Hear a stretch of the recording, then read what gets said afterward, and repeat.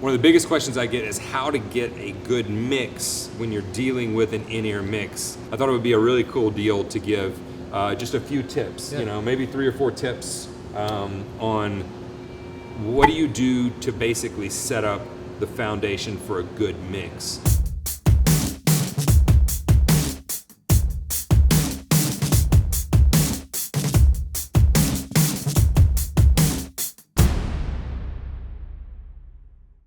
A lot of you have, this little box over here, and all of a sudden not only are they giving you these ears, but now, hey, get your own mix. We used to have a guy that was dedicated to, he'll give me my mix. I just need to tell him, what do I need more of? And he'll make the snare sound good, all that. Now that's your job. If you're a member of my website, I've done several lessons on going through how I set my mix, what order do I go in, all of those things. And everybody's different, but there's all different things you can use. There's panning, and there's reverb, and what do we add? The crowd mic, the house mic, like what do we add? Who do we add first? How do we do that? So my good friend Andy, who well by now because we've had a couple of videos on the channel, is going to basically talk about it. He gives whole seminars on this of getting a good mix. How to get a good mix. The first thing is you want to keep it simple, right? I mean that's the KISS principle. The KISS keep principle. It simple, stupid.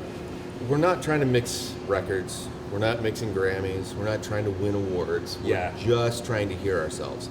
So that's the number one thing is just because you have 24 channels, 16 channels, however many, you don't have to use them all. We talk about basically 4 things that you need to hear. And the first thing is you need to be able to hear yourself. So find out what are your channels, and whether it's a group, however they decide to send it to you, make sure you can hear yourself, hear the things that you need to hear. With drums, it's a little different because there's a lot of tactile feel to it as well. So, when I've peeked in on a lot of drummers' mixes, there's actually less drums in it than I expected, because when you're hitting that kick, you're hitting it. Right. When I'm playing bass, if I hit a note, I know I hit a note, but did I hit the right one? Right. That's what I need to hear. But I always start with myself in the mix. Yeah.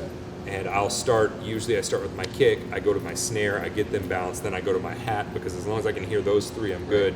Usually if they're pieced out, those are 3 that are going to be pieced out, not grouped together.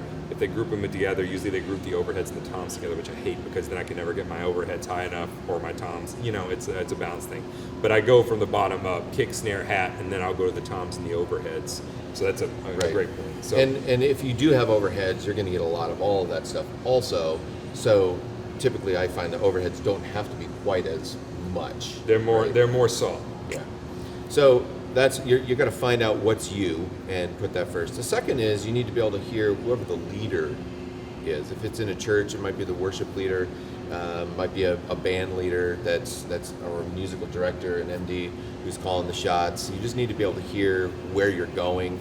A lot of times if we're in just a band that's playing a club, that's not as important because you've rehearsed and you know how it goes. But if you've got somebody who's a little more charismatic and might, do another something or interact with the audience, you're going to want to hear them. So, but it's particularly in the churches, you want to make sure you hear the leader. But yourself, the leader. The next is let's talk about it as drummers.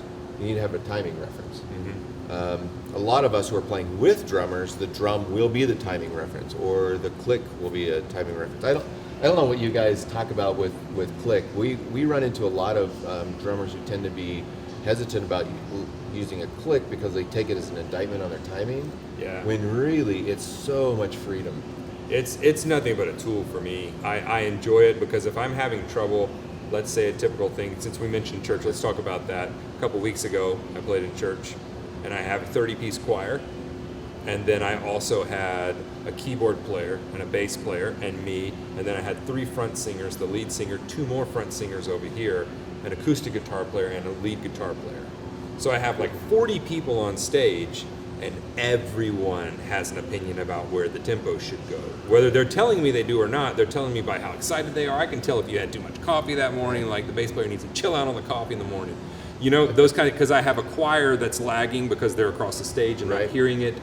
Sure. So you have all these elements pushing against you, and a click neutralizes it all, because all I do is go, that's where we're staying, guys. Right. And then everybody plays to me, and everything sounds very cohesive. So it is very free for everybody. And if you've got a guitar player who's using a dotted eighth, is fairly common these days, and they're tapping in their tempo, they need to have that consistency with that tempo. Or keyboard players doing arpeggios, that you might have an arpeggiator doing that for you, but that needs to be tapped in and needs to have that solid tempo. The other thing is it's totally sidebar, but it just keeps it free. I mean, you can stop during a bridge and then come in and everyone knows exactly where that one is. Right. It's not up to you as a drummer. Anyway, your timing reference, it could be the click, it could be a kick and a snare. If you're not a drummer, it's probably not all the drums. It's just a component that helps you keep that time. Yeah. If you are a drummer, whether it's the click, it might be your hi-hat, something that helps you reference that timing. The last set of that, so you've got you got a leader, you've got your timing reference. Next is your pitch reference.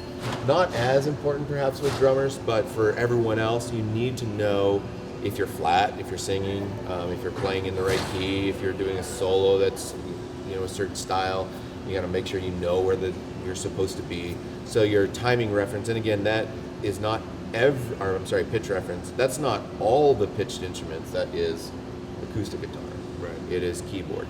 Then everything else is mixed lower and panned off.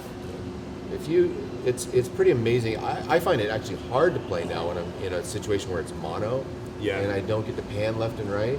And a lot of you don't understand how to use panning or what panning is. Panning simply goes left or right. It's like sitting at your old stereo speaker listening to a Beatles album and going, when I unplug this speaker, I can only hear these guys. Right. When I unplug, like that's the reason the album sounds so good and sounds like they're in the room is because of how they panned it within the recording. So you can do that in real time on stage. And I typically like to pan how I see people on the stage. So like my bass player's over here, I'm not panning him over here because that's weird for me to see him here, but hear him way over here. And it helps to be intuitive. And the same thing with your kit. If your tom's over here, you might want to have that tom over here in your mix, because all of a sudden you hear tom here and you hear it over here. Yeah. My hi-hat is always panned slightly over, not a hard pan because that's all the way. It's panned slightly over here. Whereas my click is panned to both. Singers are usually panned to how they're, And sometimes I can't because the stage is loaded heavy on one side, so I got to pan somebody else to the other side. But that is something that people deal with too, is the whole panning issue. I'm really trying to replicate what's going on stage and in the room with my ears. That's kind of the end goal for me. And a lot of times, we talked earlier about taking one ear out and how that's an absolute no-no. But if you find that you are closed off, sometimes when moving into in-ear monitors, you are closed off. We recommend having 2 condenser mics at the edge of the stage pointing out towards the audience, but on the stage, because what you're missing is all the ambience and the reflections that are where you're at. And if you have a stereo set of mics out there, then that's going to help replicate that reflection that happens more on the left is going to be more on the left. And many people, that's the one that they label house. That's going to be the house or crowd mic. And that's just going to give you, if you turn it up, all of a sudden you're going to go, oh wow, it's the room. It's like you've opened up your ears after getting off an airplane or something. It's like the room opens up. That's what that is. It's just giving you that kind of natural thing. And back to your thing, while we're wrapping this up, back to your point of getting a timing reference.